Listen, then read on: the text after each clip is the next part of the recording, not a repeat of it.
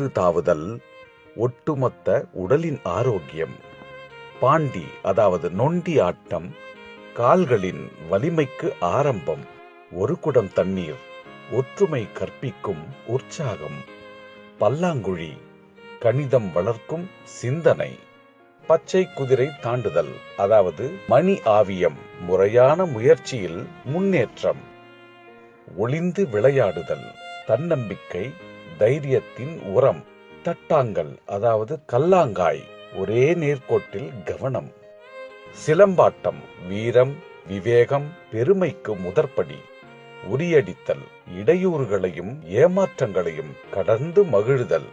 இது போன்ற ஒவ்வொரு பாரம்பரிய விளையாட்டும் இயற்கையோடு ஒன்றி குழந்தைகளின் அறிவு, திறமை, வீரம், உடல் வலிமை, சுயமுயற்சி, தன்னம்பிக்கை, ஒற்றுமை போன்ற பல நற்கூறுகளை உள்ளடக்கி அவர்களின் எண்ணங்கள் தூய்மையாகவும் தெளிவாகவும் இருக்கச் செய்தன.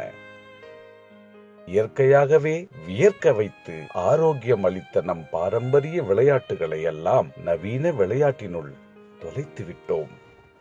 முயன்றிடுவோம் மீட்டெடுக்க, முனைந்திடுவோம் கற்றுத்தர நம் தமிழரின் பாரம்பரியத்தை.